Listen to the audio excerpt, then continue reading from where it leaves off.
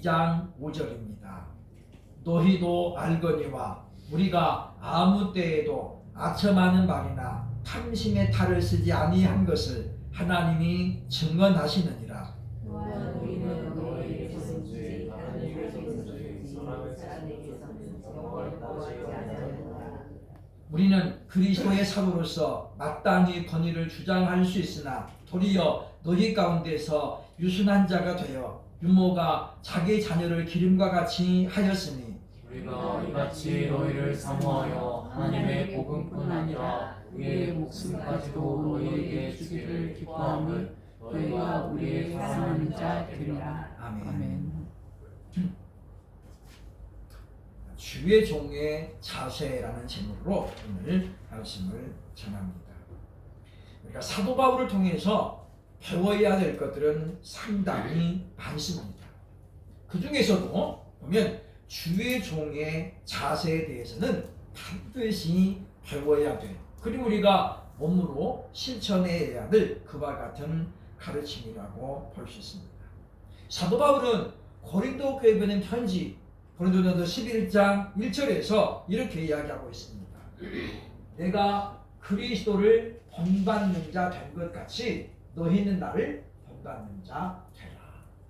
우리가 이제 이 말씀을 볼 때에 우리가 두 가지 측면을 볼 수 있거든요. 우리가 사도 바울이 어떤 사람인지를 잘 모를 때는 바울이 굉장히 교만하다라고 볼 수 있어요. 그러나 사도 바울이 어떤 사람인가 자세히 좀 알고 보면 이 말씀은 굉장히 은혜롭고 힘이 있는 말씀이 되는 거죠. 왜냐하면 우리가 누구에게든지 간에 나를 보고 배워라 라고 말하는 사람은 그렇게 많지 않아요. 근데 이 말은 무슨 말이냐면 사도 바울이 그만큼 본보기가 되는 지도자였다라고 볼 수 있죠. 그러니까 그의 삶의 흔적을 보면 바울은 정말 그리스도를 닮아가는 사람이었어요. 그러니까 오늘 말씀이 그렇잖아요. 그죠? 내가 그리스도를 본받는 자 된 것 같이. 그러니까 내가 예수님을 온전히 본받았으니까 너희는 나를 보고 배우라. 왜냐하면 예수 그리스도는 이 땅에 안 계시기 때문에 우리 눈으로 안 보이잖아요. 그죠? 영이시기 때문에. 그러니까 우리는 결국은 뭐냐면 주의 종을 통해서 우리가 예수님을 발견하려고 애를 쓰는 거예요.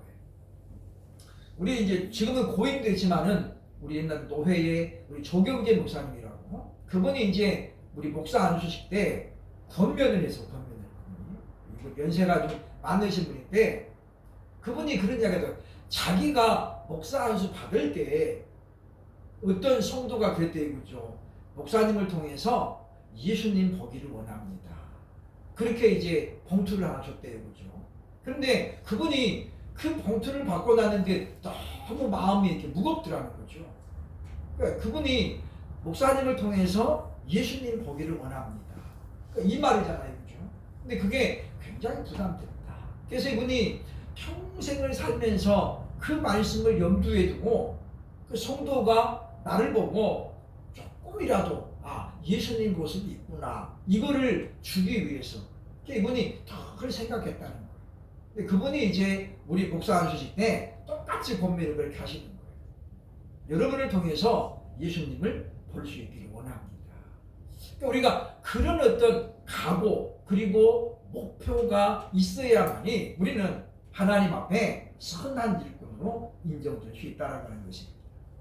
오늘 본문을 통해서 우리는 보면 종의 자세를 배우고 바울을 통해서 어떤 것이 주의 올바른 자세인가 종의 자세인가를 배우고 또 주의 종이 누구인가를 함께 생각하는 시간이 되어야 할 것입니다. 먼저 5장의 5절을 보면 말씀하죠. 너희도 알거니와 우리가 아무 때에도 아첨하는 말이나 탐심의 탈을 쓰지 아니한 것을 하나님이 증거하시느니라.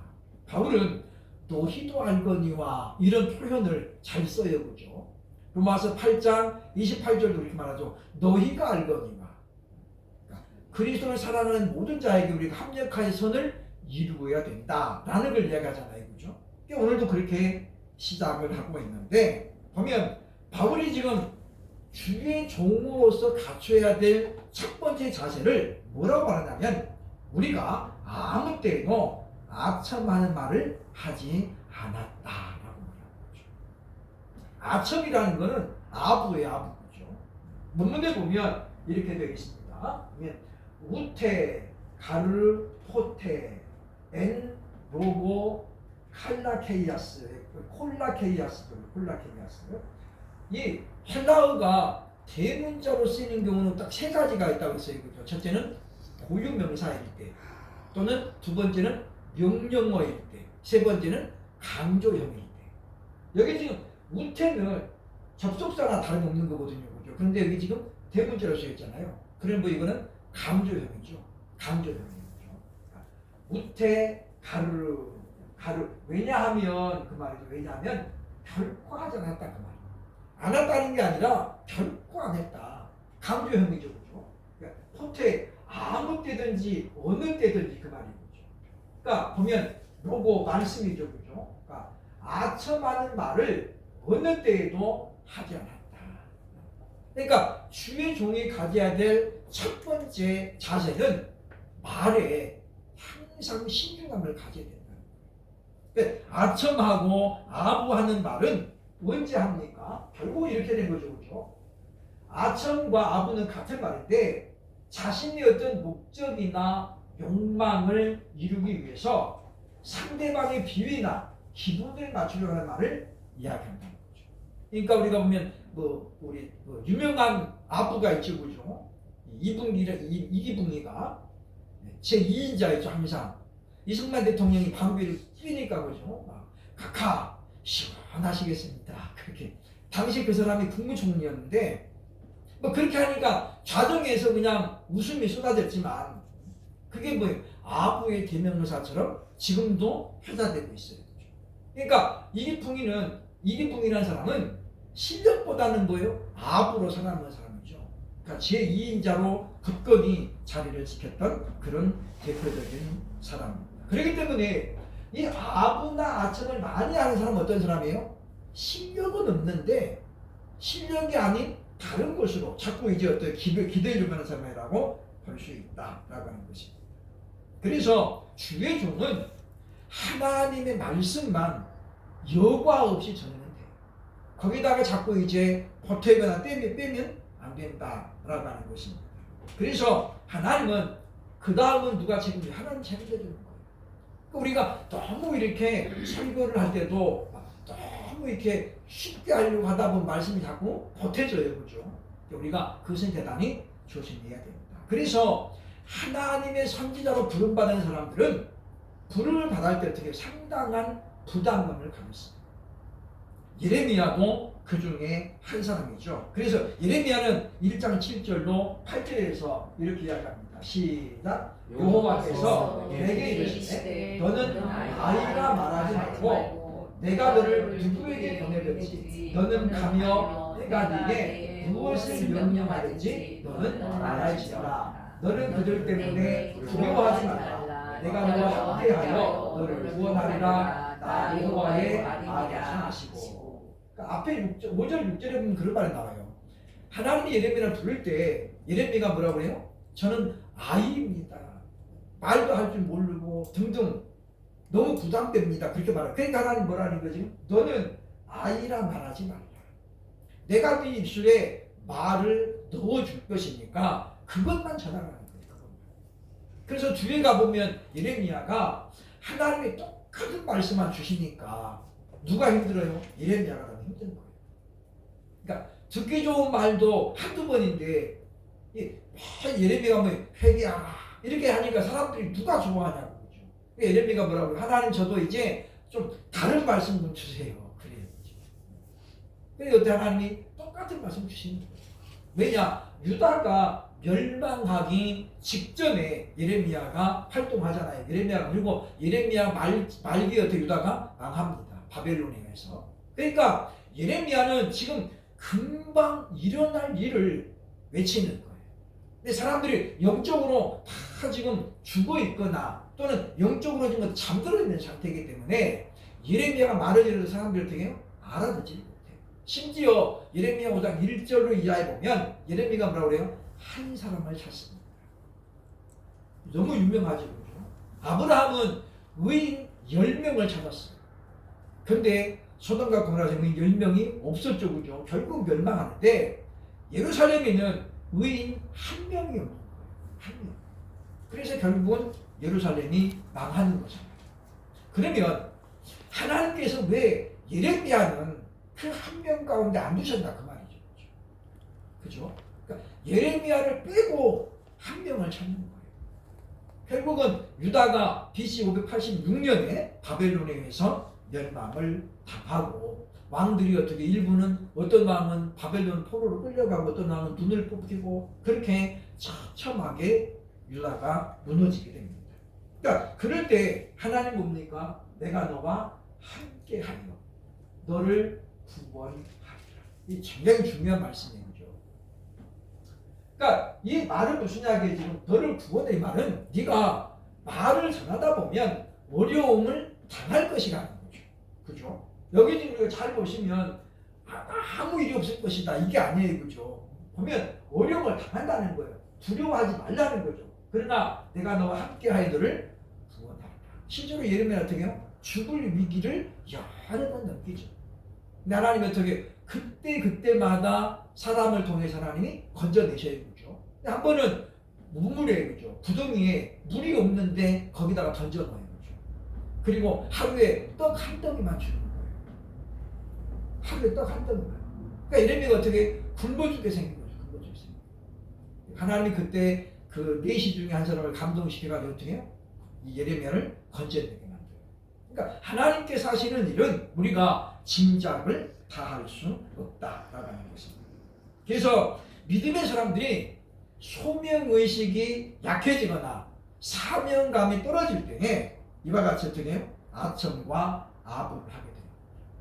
세상적으로는 어떤 됩니까? 실력이 떨어지고 자신감이 떨어진 사람들 어떻게 해요? 아부하게 됩니다.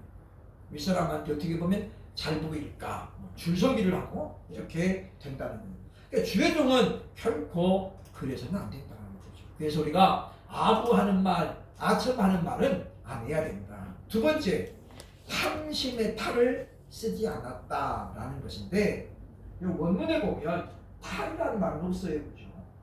무태, 앞에는 지금 강조형이었어요. 두 번째 또 나오죠. 그죠? 무태, 엔, 프로파세이 그러면서 보면 플레오넥시아스라고 되어 있는데 이 말이죠. 그죠? 그러면 탐식, 탐욕이요. 탐욕이죠. 탐욕의 이게 이제 프로파세이 이 말은 구설수예요. 구설수. 우리가 이렇게 그러잖아요. 구설수에 오르다 그 말이죠. 그러니까 정확히 번역하면 탐욕스럽다는 구설수에 결코 오르지 않았다. 그러니까 다른 사람들 입방아에 오르지 않았다는 거예요. 그래서 우리가 보면 어떤 원인을 제공하는 것조차도 우리는 어떻게 해요? 자꾸 차단시켜야 돼요. 옛말에 그랬죠. 그죠? 오이밭에서는 갓을 고쳐 쓰지 말라. 왜? 오이 따먹었다는 오해를 받을 수 있다는 거예요. 거기서 갓을 고쳤습니다. 그러니까 우리가 그런 어떤 행동에 있어서 주의 종은 여지를 남기지 말라는 거죠. 왜냐? 소문이 아주 무섭습니다. 소문. 우리 옛날에 우리 신학교 때 주경신학으로 아주 유명했던 분이 있었는데 이분이 그런 어떤 구설수에 휘말려서 결국은 교회에서도 쫓겨나고 학교에서도 강의를 못하고 결국 중간에 나가셨어요. 그러니까 진짜인지 아닌지는 몰라요. 그분만 알죠. 하나님만 아시고. 근데 사람들은 어떻게 해요? 그 어떤 장면만 보고 연관을 시키는 거예요. 연관을 시키는 거예요. 그래서 어떻게 이 소문은 자꾸 어떻게 부풀려지죠. 그렇죠? 부풀려져요. 그렇죠? 그래서 이게 몇 사람 돌고 나면 전혀 다른 말이 돼가지고 옮겨가 있어요. 옮겨가 있어요. 그러니까 정치권만 그러는 것은 결코 아니다라고 하는 것입니다. 발 없는 말이 천리를 가고 또 어떻게 소문이 사람을 사망에 이르게 하죠. 그러니까 연예인들 가운데 예전에 그랬습니다만은 그런 어떤 찌라시 때문에 목숨을 끊은 연예인들도 있잖아요. 그죠? 그게 뭐예요? 다 소문이에요. 소문. 명확한 실체가 없는데 그러니까 우리는 그런 주의 종들은 이와 같이 말에 허물이 없어야 해요. 가지고 구설수에 오를 기회를 차단해. 그 말이 이거죠. 탐심하는 탈을 가면을 쓰셨다는 게 아니라 보면 탐욕스럽다는 구설수에 오르지 않았다. 그러니까 사도 바울은 말에 굉장히 신중함을 기했던 사람이에요. 왜냐? 그런 뭡니까? 그런 경험이 있잖아. 경험. 바울이 어떤 경험이 있습니까? 한 번은 바울이 이제 이방인들을 순회를 하고 있는데 베드로가 이방인들과 함께 밥을 먹다가 유대인들이 오니까 어떻게 베드로가 놀랬어요. 그래서 숨겨오죠. 왜냐? 당시 유대인들은 어떤 생각 갖고 있었습니까? 이방인과 유대인은 겸상하지 않는다. 겸상하는 것을 뭘로 봤어요? 부정한 것을 봤어요. 나쁜 것을 봤어요. 그래서 예수님께서 세리와 밥 먹을 때 사람들이 다 비난하잖아요. 그죠? 아, 저가 죄인과 함께 지금 어울리고 있구나. 그러니까 베드로도 그래서 이 유대인들이 오니까 그 오래된 습관 때문에 숨었어요. 그죠? 바울이 그걸 보고 어떻게 해요? 그 자리에서 베드로를 막 공개적으로 야단을 치죠. 그런데 그것은 바울의 행동이 잘못된 거죠. 야단치는 게 잘못된 게 아니라 우리가 마녀 사냥하는 식으로 또는 인민재판하는 식으로 공개적으로 야단치는 것은 대단히 조심해야 돼요. 더군다나 베드로는 바울보다는 한참 선배잖아요. 요즘 말로 말하면 대선배예요. 그런데 그런 베드로를 어떻게 사람들이 많이 있는 데서 그냥 야단을 쳤다는 것, 공개적으로 망신을 줍니다.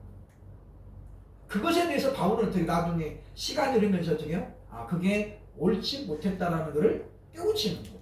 그러니까 그런 어떤 경험을 토대로 해가지고 바울이 지금 그런 말 하는 거예요. 그죠? 왜냐? 그런 걸 보면 바울의 지도자들은 아, 우리 선생님이 최고입니다라고 말할 수 있어도 그러나 뭐요?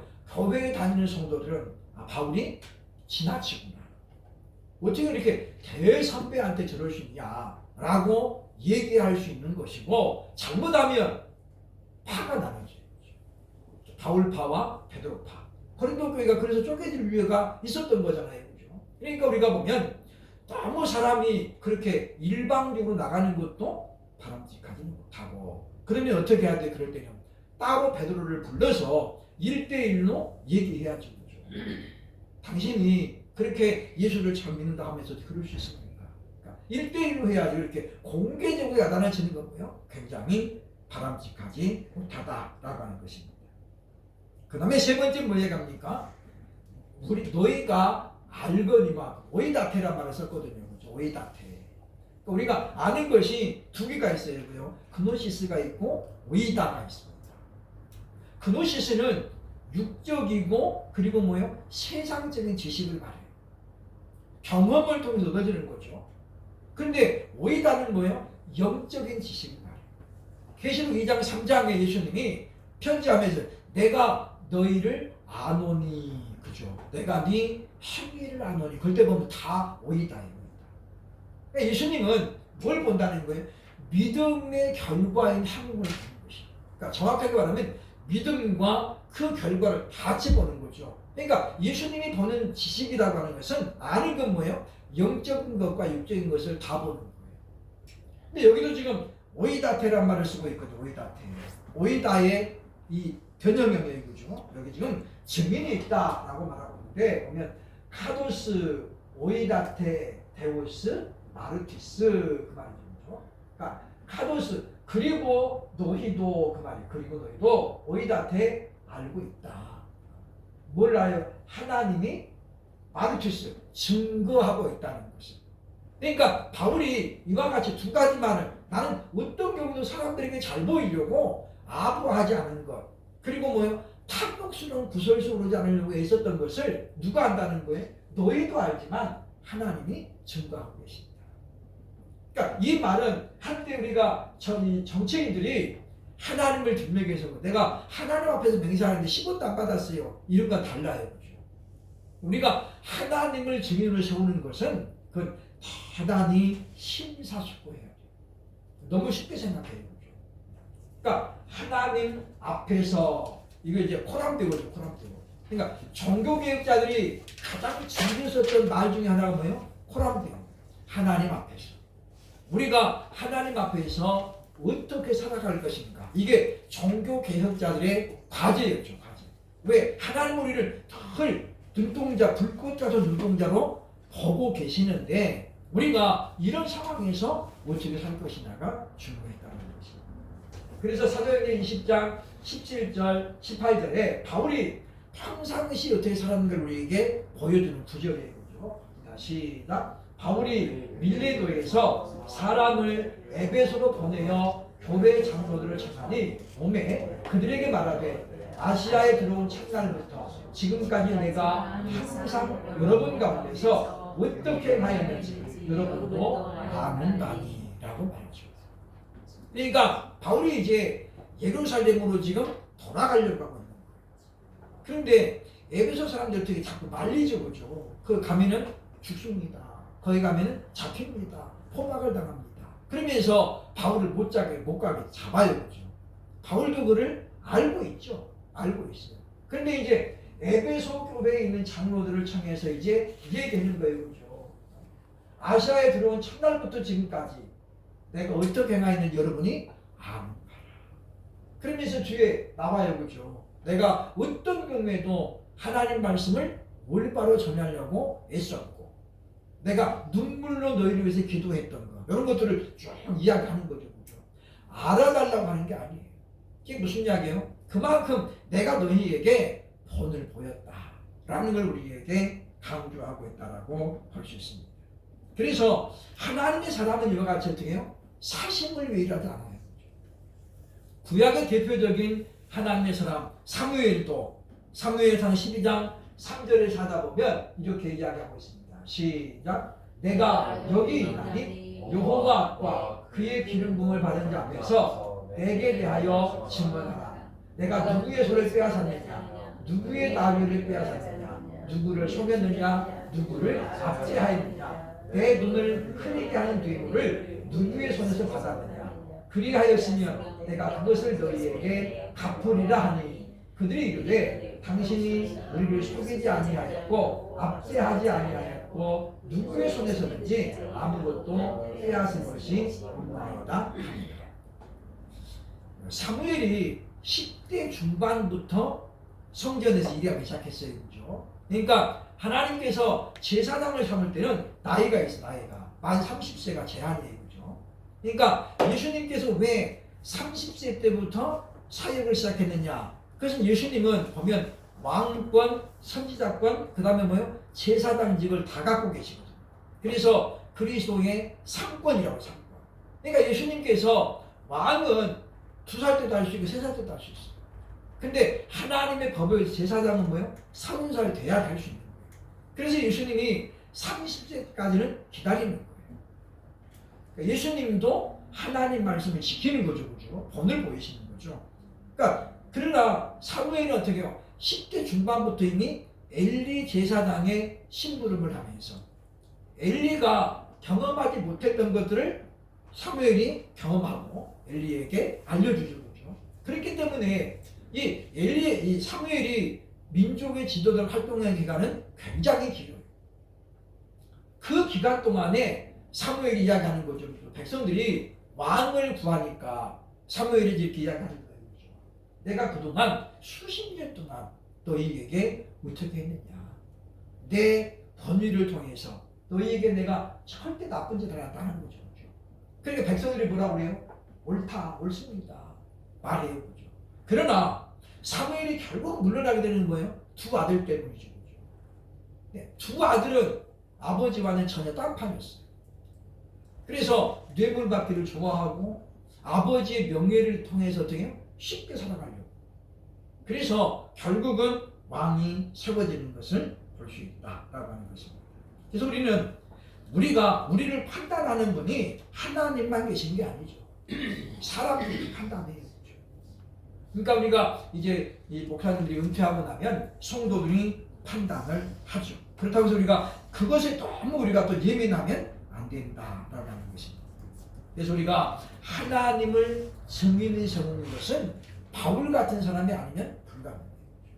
정말 하나님 앞에서 꺼리낌이 없는 사람, 정말 최선을 다했던 사람, 이면 우리가 할 수 있지만 그렇지 않으면 우리가 조심해야 된다라고 하는 것입니다. 왜냐하면 그 말들이 마지막에 우리를 심판하시는 거예요.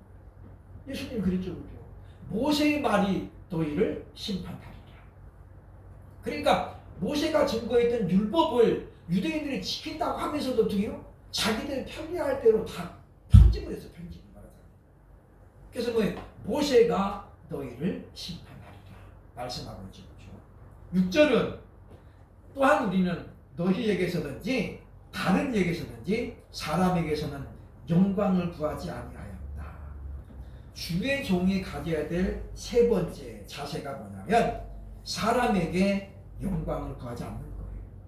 물론 아첨하는 말을 하잖아. 요것과 연관돼요. 그렇죠? 연관되죠. 그러니까 우리가 보면 자꾸만 우리가 사람의 영광을 구하는 사람은 사람에게 뭔가를 좀 기대하는 거고 사람을 자꾸 의지하는 거예요. 그렇죠? 그러니까 보면 오늘날 이 목회자들이 실패하는 이유 중에 가장 큰 이유가 뭐냐면 사람을 너무 의지하기 때문에. 그래서 할 말도 못하고 또는 안 해도 될 말을 하고. 그러니까 예전에 이름은 제가 생각이 안 납니다만은 제가 예전에 청년 때 다녔던 그 교회 목사님은 성도가 헌금을 많이 하잖아요. 그러면 그 사람의 이름을 불러가면서 그 사람만 따로 복을 빌어줘요. 근데 저는 청년 때 보니까 그게 되게 안 좋아 보였어요. 그냥 이렇게 근데 그분도 나중에는 오래 못 가더라고요. 본인도 부담을 느끼는 거예요. 그분도 결국 얼마 안 가서 나가시더라고요. 다른 데 옮겨가시더라고요. 그러니까 그거는 뭐냐면 그게 바로 사람의 영광을 구하는 거예요. 그러니까 사람에게 잘 보이려고 하는 거잖아요. 그렇죠? 우리가 그런 게 아니라면 개인적으로 기도할 때 하면 되잖아요. 그렇죠? 하나님 이름을 우리가 우리는 교회에 보내주셔서 감사합니다. 그러면 되는데 그렇게 헌금 기도하면 그 사람 이름만 따로 떼가 이렇게 하게 되면 어때요? 상대방들이 다 박탈감이에요. 그러니까 이런 건 뭐예요? 이런 건 결코 좋지 못해요. 그런 분은 말로가 안 좋아요. 어쨌든 우리가 보면 이와 같이 사람에게 영광을 구하는 것은 종의 자세가 아니다. 그러면 바울은 왜 안 그랬습니까? 사람의 영광을 구하지 않았어요. 그 이유가 나오죠. 그렇죠? 바울은 오직 하나님의 영광을 찾았던 사람이에요. 그래서 필립보서 3장 14절에 이렇게 말하고 있습니다. 시작. 푯대를 향하여 그리스도 예수 안에서 하나님이 위에서 부르신 부름의 상을 위하여 달려가노라. 그러니까 바울은 내 마지막에 나를 높이 쓰시고 나에게 상을 주실 분은 하나님 뿐임을 알고 있었죠. 그러니까 예수님은 늘 이야기했죠. 너희는 절대로 이중인격으로 가시지 말라. 외식하는 자의 말은 무슨 말이에요? 이중이에요. 이중이죠. 그러니까 기도할 때도 많은 사람들이 시장 앞에서 기도하지 말라는 거죠. 그러니까 뭐라고 그래요? 이미 그는 상을 받았느니라. 사람들에게 인정을 받았잖아요. 그걸로 끝나는 거예요. 하나님 앞에는 뭐예요? 아무것도 없어요. 그러니까 우리는 그렇기 때문에 우리가 하나님 앞에 우리가 갔을 때에 하나님 우리의 행위를 분명히 보신다는 거죠. 왜냐? 우리 하나님 앞에 생명록과 행위록이 있어서 우리는 잊어버린 것을 주님이 꺼내가지고 말씀하실 것이다 라고 하는 것입니다. 그래서 우리는 하나님을 기쁘시게 하는 목회를 해야 되고 하나님을 기쁘시게 하려고 해야지 우리가 너무 이렇게 사람 중심의 일을 하게 되면 곤란하다라는 것입니다. 그 다음에 또 하나 나옵니다. 7절로 8절 보면 너희가 우리의 사랑하는 자 되리라. 주의 종이 가져야 될 네 번째 자세가 뭐냐면 성도를 사랑해야 된다는 거죠. 이게 보면 유모가 자기 자녀를 기름과 같이 하였다 그 말이죠. 그러니까 바울이 지금 이제 데살로니가 성도를 보면서 내가 너희를 유모처럼 너희를 돌봤다 그 말이에요. 이게 무슨 이야기입니까? 어버이의 마음으로 돌봤다는 거죠. 그래서 바울이 어떤 일에 힘썼다고 이야기하냐면 여기 보면 나와야 되죠. 성도를 섬길 때 주장하는 자세를 취하지 않았다. 바울에게는 그럴 만한 권한이 있어요. 그죠? 권한이 있어요. 근데 그런 것을 바울이 어떻게 쓰지 않았다는 거예요. 그래서 목양의 자세가 뭐예요? 성도들에게 일방적으로 요구하는 건 바람직하지 못하다. 그리고 뭡니까? 유모와 같은 자세로들을 대했다라는 것. 이것은 바울의 성격을 고려할 때에 그동안 엄청난 변화가 있었음을 우리가 알 수 있다는 거죠. 그러니까 사도 바울도 완벽한 걸 추구했지만은 그 역시 완벽한 사람은 아니었어요. 그러니까 성경에 나타난 일도 보면 아까 베드로 이야기도 그랬지만 그리고 디모데도 마찬가지죠. 마가 요한도 마찬가지죠. 마가 요한의 실수를 바울은 덮어줄 만한 그런 상태가 아니었어요. 뭐 때문에요? 열정 때문에. 그러나 바나바는 어떻게 해요? 조카이기 때문이 아니라 바나바는 마가 요한의 장례를 바라는 거죠. 그래서 잘 키우면 그리스도의 일꾼이 될 수 있다. 그런 믿음을 가지고 바나바는 마가를 키워요. 그러니까 마지막에 옥중서신에 보면 바울이 그런 말 하자 이거죠. 마가를 내게 드리라. 그가 내게 유익하니라. 그가 내게 필요하다라는 게 아니라 그가 내게 유익하니라. 그러니까 마가는 시간이 흘러가면서 어떻게 해요? 언제나 성품으로 닮아가고 있었다는 거죠. 그걸 보면서 바울은 자신도 어떻게 해요? 변화가 되는 거예요. 아, 그때 내가 너무 모질게 했었구나. 사람은 비례하잖아요. 그죠? 시간이 흘러감에 따라서 바뀌어지기도 하고 우리 신앙의 믿음이 자라나면서 바꿔지기도 해요. 그죠? 그러니까 우리가 보면 사람을 우리가 어느 한 상태로만 묶어놓고 판단하면 곤란하다라는 것입니다. 그래서 바로 사랑하는 마음 자세를 갖는 것이 대단히 중요하다. 그래서 바울이 어떻게 하고 있습니까? 그 다음에 보면 하나님의 복음만 전하는 것이 아니라, 그죠? 보면 하나님 복음만 전하는 게 아니었어요, 그죠? 그 다음에 뭐라고 합니까? 우리의 목숨까지도 너희에게 주기를 기뻐했다. 그러니까 주의 종이 가져야 될 가장 중요한 자세가 하나는 성도들을 사랑해야 돼. 그 사랑으로 기도하는 거고 복음도 그대로 전해야 돼. 그러니까 사람들이 내가 이야기를 하면은 싫어하겠다 또는 시험 드리겠다. 그래서 우리가 이렇게 돌려서 이야기한다거나 그거를 넘어간다거나 그건 뭐예요? 올바른 게 아니죠. 말씀대로 전하면 성령께서 역사하시는 거예요. 그래서 그 사람이 들을 만한 그릇이 되면 성령님이 깨닫게 하시고 안 그러면 어떻게 해요? 그냥 성령님이 침묵하시는 거예요.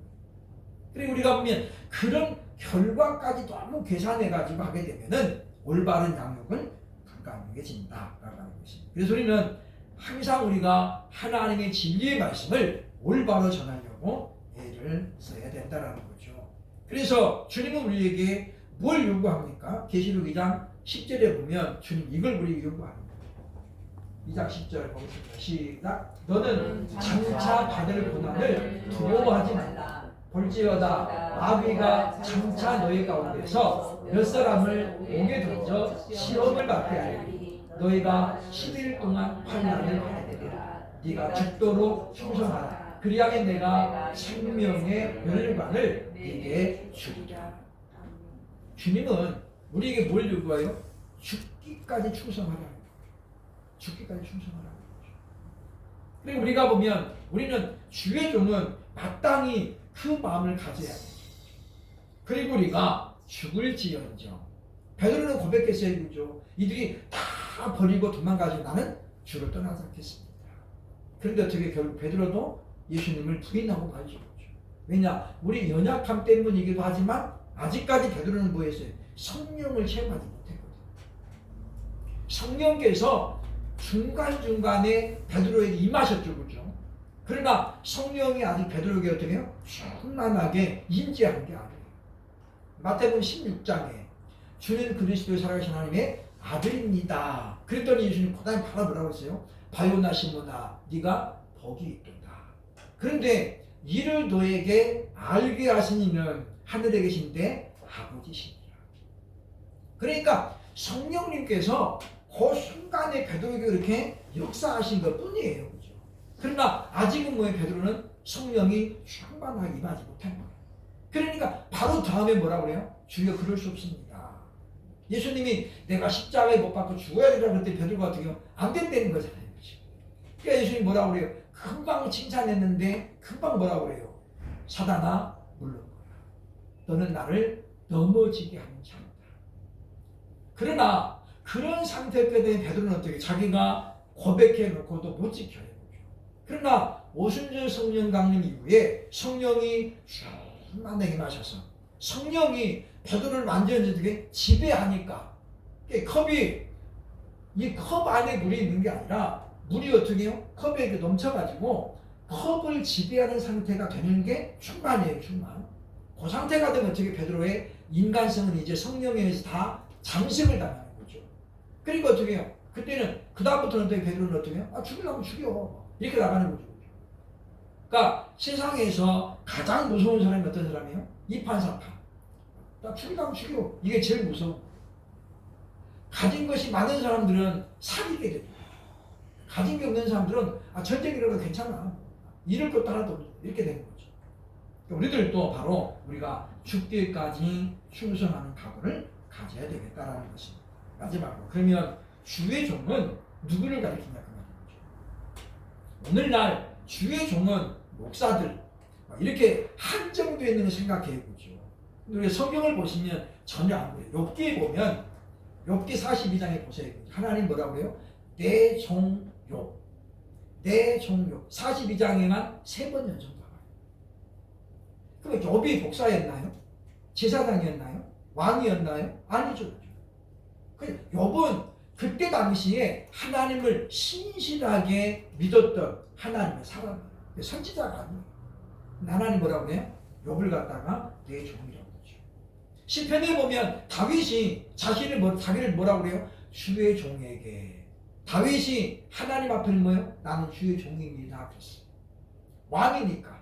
솔로몬도 뭐라고 그래요? 나는 주의 종입니다.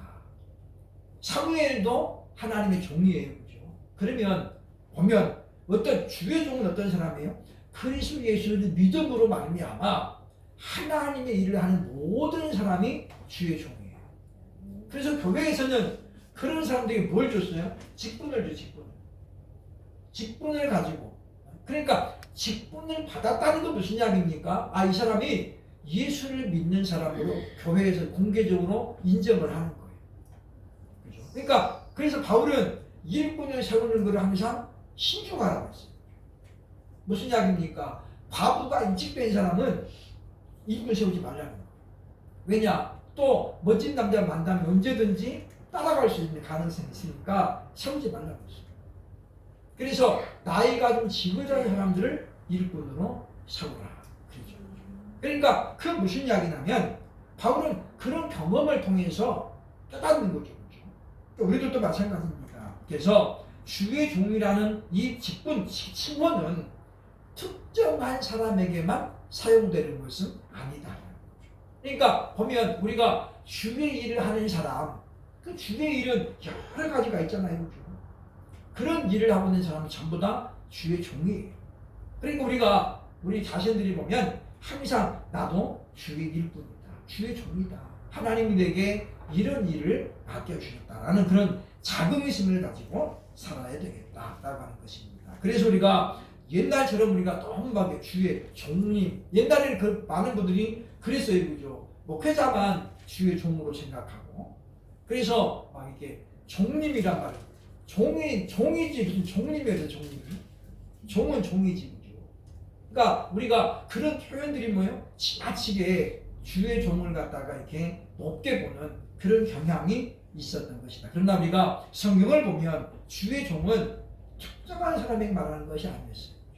하나님의 일을 맡은 사람들, 하나님의 일을 하고 있는 사람은 그 사람이 어떤 상황에 있을지 몰라도 다 성경은 주의 종이라고 인정하고 있죠.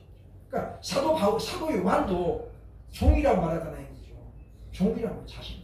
그러니까 보면 특정한 어떤 직분자만 종이 아니었다라는 걸 기억하고 우리들도 오늘 말씀을 기억하면서 우리 자신이 나도 주의 종이니까 이제 사도 바울을 통해서 우리에게 가르쳐주는 최소한 이 4가지 종의 자세를 우리가 기억해야 되겠죠.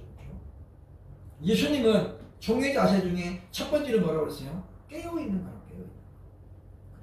예수님이 말씀하는 종은 깨어있는 거예요.